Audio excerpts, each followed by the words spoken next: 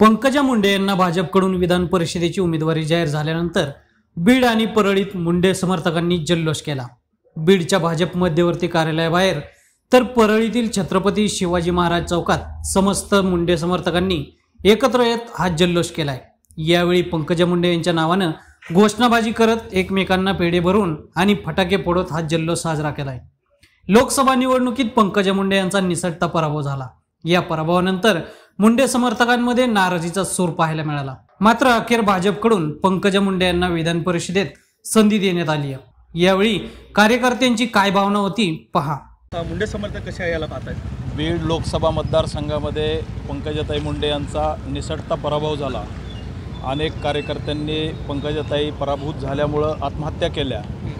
खरं पाहता लोकनेते गोपीनाथराव मुंडे साहेब केंद्रीय मंत्री झाले आणि अवघ्या काही दिवसामध्ये त्यांचं अपघाती निधन झालं। त्या दुःखातून बीड जिल्हा सावरला नव्हता आणि ताईच्या पराभवाने अनेक कार्यकर्त्यांनी आत्महत्या केल्या। आमच्या एका डोळ्यामध्ये अश्रू आहेत आणि एका डोळ्यामध्ये आनंद आहे। खरं पाहता आम्ही जड अंतकरणाने हा आनंदोत्सव साजरा करत आहोत। खऱ्या अर्थाने जेव्हा पंकजाताई 2019ला जेव्हा पराभूत झाल्या, अनेक कार्यकर्त्यांच्या आमच्या भावना होत्या की त्यांचं पुनर्वसन राजकीय होणं गरजेचं होतं, परंतु पक्षाकडून पाहिजे तसा प्रतिसाद भेटला नव्हता। आणि जेव्हा व्हाईट वॉश झाला मराठवाड्यामध्ये पक्षाचा, तेव्हा कुठंतरी त्यांना वाटलं की आता पंकजाताईच ह्या बुडत्या जहाजाला तारू शकतात, त्याच्यामुळं पंकजाताईला विधान परिषदेवर घेतलं असावं असं आम्हाला वाटतं। आम्हाला याच्यामध्ये आनंद नाही, परंतु कुठंतरी एक कार्यकर्त्याला कुठंतरी कार्यकर्त्याच्या दुःखी मनावर फुंकर घालण्याचा हा एक प्रयत्न आहे।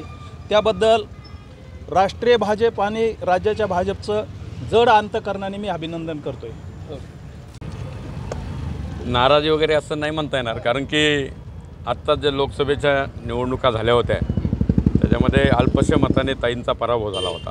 त्याच्यामुळं संपूर्ण राज्यातले कार्यकर्ते या ठिकाणी नाराजी व्यक्त करत होते। काही कार्यकर्त्यांनी तर स्वतःचं आत्मबलिदान त्या ठिकाणी दिलेलं आहे, आत्महत्या केलेल्या आहेत कार्यकर्त्यांनी। म्हणून ताईचं पुनर्वसन व्हावं ही सगळ्या कार्यकर्त्यांची आमची सगळ्यांची भावना होती आणि आज भारतीय जनता पार्टीने तो निर्णय घेतला आणि ताईंना विधान परिषदेवरती ह्या ठिकाणी उमेदवारी दिलेली आहे। त्याच्यामुळं एकीकडं एका डोळ्यामध्ये अश्रू आहेत आमच्या आणि दुसऱ्या डोळ्यामध्ये आनंद आहे।